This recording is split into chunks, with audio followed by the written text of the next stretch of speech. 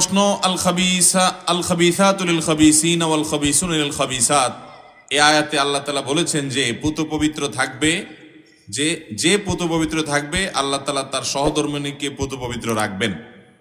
কিন্তু কতক সময়ের বিপরীত হয়, যেমন আমার বন্ধুর ক্ষেত্রে হয়েছে। তাই এখন এই আয়াতের ব্যাখ্যা কি হবে? এই আয়াতের ব্যাখ্যা এটা চূড়ান্ত না তো ভাই, আপনাকে কে বলেছে এটা চূড়ান্ত?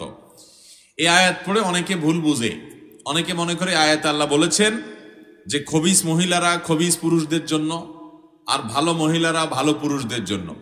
এই জন্য কোনো পুরুষ যদি নিজে খারাপ হয়, সে জানে তার চরিত্র ঠিকঠাক নাই, বহুত আকাম কুকাম করছে জীবনে, তো সে একটা পবিত্র পরিচ্ছন্ন ভালো মেয়ে তার কপালে আসলো, বিয়ে করছে, সে মিলাইতে পারে না, না এই মেয়ে ভালো হইতে পারে না, আমি তো 2 নম্বর মানুষ, অতএব আমার তো কপালে 2 নম্বরটা পড়ার কথা।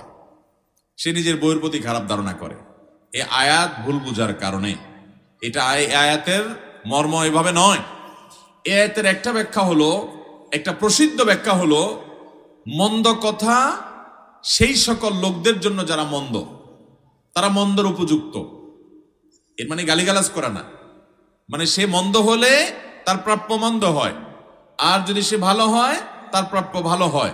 এখানে কথাকে বোঝানো হয়েছে, এটা একটা ব্যাখ্যা। আরেকটা ব্যাখ্যা হলো, যারা ভালো পুরুষ তাদের ভালো নারী পাওয়া তাদের অধিকার, যারা খারাপ পুরুষ তাদের খারাপ নারী পাওয়া তাদের অধিকার।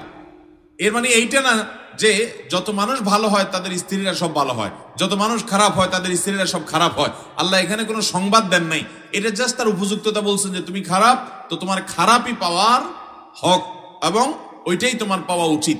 তুমি ভালো, তাহলে তোমার ভালো পাওয়া উচিত, এটা তোমার প্রাপ্য। যার খারাপ পাওয়া উচিত, আল্লাহ দয়া করে তাকে ভালো দিতে পারেন কি পারেন না? ফেরাউনের মতো খারাপ মানুষকে আল্লাহ তাআলা ভালো স্ত্রী দিছেন না, দেন নাই? আবার আল্লাহ নবী লূত আলাইহিস সালাম এবং নূহ আলাইহিস সালাম, আল্লাহর 2 জন নবী নেককার বান্দা, তাদের দুজনকে 2 জন স্ত্রী দিয়েছেন যে স্ত্রীরা তাদের প্রতি ঈমান আনেন নাই। তাহলে অমুসলিম, আল্লাহর প্রতি ঈমান নাই, সেই কুফরি করা মানুষগুলোকে নবীর ঘরে আল্লাহ স্ত্রী হিসাবে দিয়েছেন। তাহলে ভালো মানুষে আল্লাহ তাআলা খারাপ মানুষ দিয়েছেন না, দেন নাই? তাহলে এভাবে এই আয়াতের আলোকে এই সহজ সমীকরণ করা যাবে না। আর এই আয়াতের ব্যাখ্যা মোটেও সঠিক না যে ভালো হবে তার সহধর্মিণী ভালো হবে, যে খারাপ হবে তার সহধর্মিণী খারাপ হবে না।